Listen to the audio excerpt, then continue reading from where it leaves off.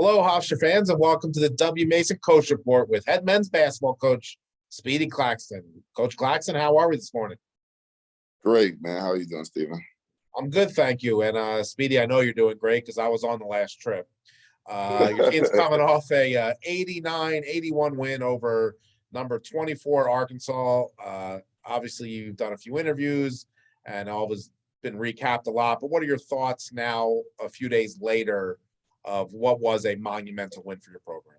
I mean, just freaking amazing. It seems like everywhere I went yesterday, I had a Hofstra sweatshirt on, and people were taking notes and were like, yo, great win, great win, great win. So I'm excited for the program and happy for my guys. Yeah, and your guys really stepped up, and nobody stepped up more than Aaron Estrada. Near Speedy? Yep, sorry, got a call. Oh, okay. I was saying no one stepped up more than Aaron Estrada, near triple-double, 22 points, 10 rebounds, 8 assists. What more can you say about the game he produced? Yeah, I mean, he played a great all-around game from every facet. He scored it, he passed it. I mean, he rebounded it, he defended it. I mean, just a tremendous game for Aaron, which, got him player of the week. And that's what we expect from him. He's been dialed in, and he's been very good for us throughout the whole year. And hopefully that can continue once we start conference play here. And one more on Aaron. Has he developed into the role that he's playing, this point guard role, as well as you would have thought he was going to? Or has he kind of excelled maybe even at a greater pace than maybe? I think he excelled at a greater pace because, we didn't start him out as a point guard. It kind of just happened once we got into the season. We liked his size and his passing ability. He was like, you know what, let's try him at point guard. And, once we moved him over, he slowly developed at first, but now I think he knows the offense, and we've worked with him on seeing the passes coming off ball screen and the reads and all that sort of stuff. And now I think he has it. He got it. So, Speedy, in your 3 games against ranked opponents, the Houston game, no Jalen Ray, the Maryland game, no Bay, and the Arkansas game, no Zach Cooks. And you almost win all 3. You finally get one. What did Jalen Ray do for you on Saturday night that allowed him to be the key offensive threat too? Man, Jalen Ray is a court spacer. When you have him on the court, he's a really big threat on the perimeter side, and that's what kind of opens the lane up for Bay, because they're not able to help from the weak side or the strong side because you have an outstanding shooter. And that's kind of how we run our offense. We put our shooters in positions where teams normally will help from, and we kind of dare you to help, because if you do, you're leaving a very good shooter open. You're either going to give up a layup or you're going to give up a shot to one of our really good three-point shooters. And speaking of giving up layups, the night was it was not more special for anyone other than Bay. Going back to the place he played for 2 seasons, and he was arguably the best post player on the floor, maybe one of the best players on the floor. 18 points, 14 rebounds, and it had to be an emotional night for him. What are your thoughts after seeing him have so much success? Yeah, I was so thrilled for Bay, because that could be a hard thing to do, to play against your former team 1 year removed from them. So we didn't really know what we were going to get out of Bay, because he could have been shell-shocked, playing against his former teammates. But it was the complete opposite. Like, Bay was locked in. I remember when we first scheduled the game in the summertime, I told Bay that we would be playing Arkansas, and he was pumped from that moment on. He was like, "Oh yeah," he was like, "Oh my God, thank you, Coach Speedy. This is amazing. I can't wait." So I knew he was going to be locked in, and I'm happy that he got paybacks. And Speedy, the prevailing thought from the players as they were coming off the court was really, we got one, after giving away the other 2 that you guys have kind of been the mantra of the season.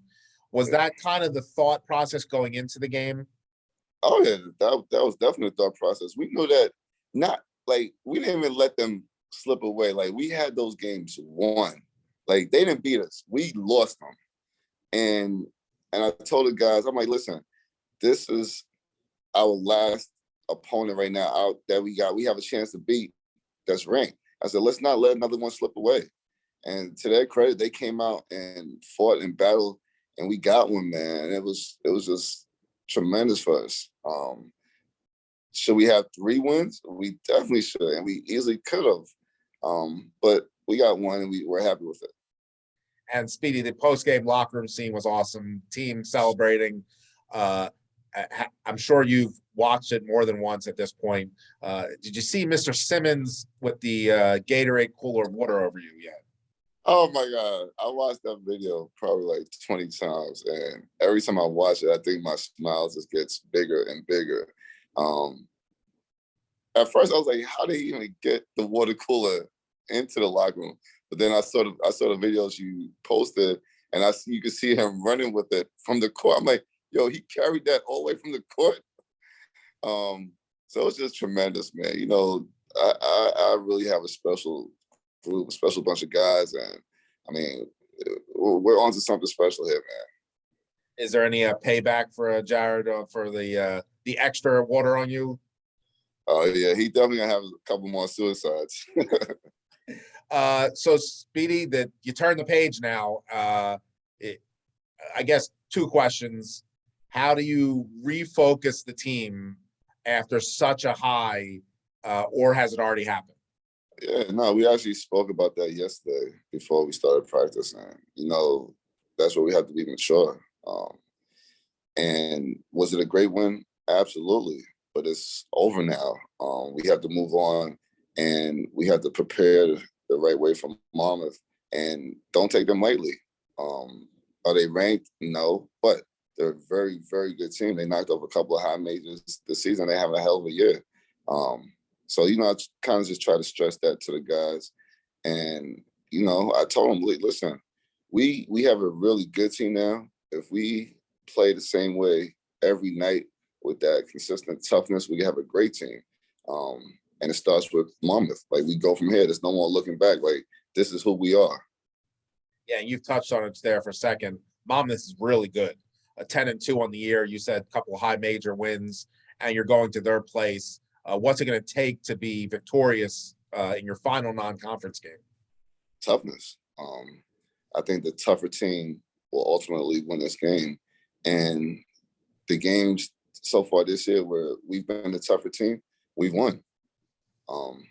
And that's our thing. We have to have that same toughness and play with that same energy and effort every freaking game. And if we do, we're going to win a lot of ball games. And Speedy, you start conference play in less than a week, or I'm sorry, about a week. It's been a pretty positive non-conference season, and you played a lot of it without a full roster. You didn't have Jalen Ray for part. You didn't have Bay for part. You didn't have Zach Cooks for part. So I guess how Simmons do you? Also. What's that? Says Simmons also. Yeah, you've had Simmons for 5 minutes all season. So I guess looking into this conference, sooner or later you're going to be at full strength, and it's going to be a Hofstra team that people are not going to want to face, right? Oh yeah, definitely. I mean, I think once we get our full team back healthy, and then we kind of have a set rotation, we're going to be a scary team. We are, and teams are not going to want to face us. Well, Coach Claxton, we wish you good luck tomorrow against Monmouth, and happy holidays this week as well to you and yours. Same to you, Stephen. And thank you, Hofstra fans, for joining us in the W. Mason Coach Report with head men's basketball coach Speedy Claxton.